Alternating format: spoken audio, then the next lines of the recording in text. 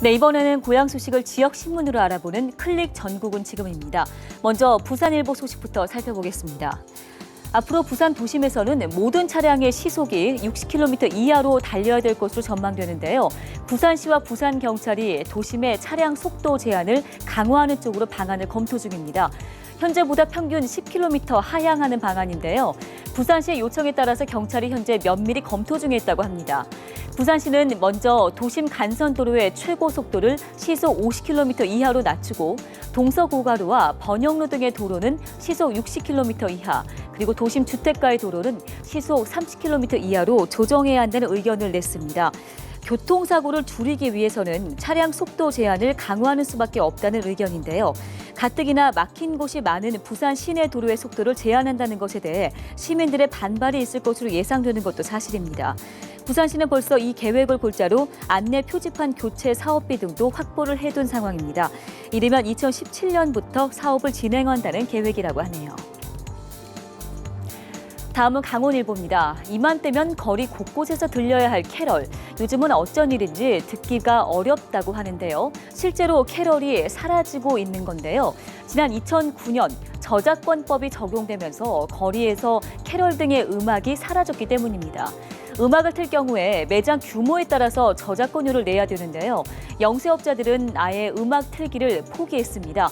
캐럴 하나로 연말 분위기가 위축되자 정부가 저작권 단체와 논의를 해서 캐럴만 무료로 틀 수 있도록 했습니다. 하지만 거리에서는 여전히 캐럴 듣기가 어렵습니다. 왜 그런 걸까요? 바로 소음 규제 때문이라고 합니다. 이처럼 연말 분위기가 위축되자 각종 지원 활동도 난항을 겪고 있다는 목소리인데요. 올해 강원도 내 크리스마스 실판매 금액도 크게 줄어들면서 목표치의 50% 수준에 그쳤다고 합니다. 연말연시 흥겨운 분위기는 물론이고요. 어려운 이웃도 돌아보던 옛 풍경마저 사라지게 되는 건 아닌지 안타깝습니다. 마지막으로 매일신문입니다.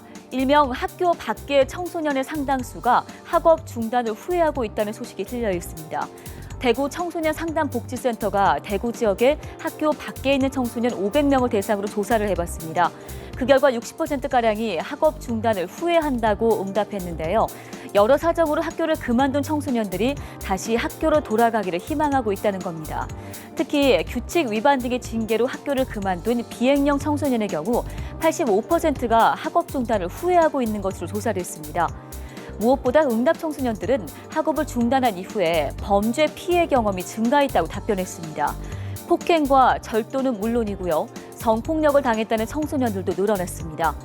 현재 대구 지역의 학교 밖 청소년은 2천여 명으로 파악되고 있지만 교육기관의 관리 대상에서 벗어난 청소년들까지 합치게 되면 사실상 그 수를 파악하기가 어려운 것이 현실입니다. 지난날을 후회하면서 다시 학교로 돌아오고 싶다는 아이들. 우리는 이 아이들을 위해 어떤 일을 해야 할까요? 사회적 고민이 필요한 상황입니다.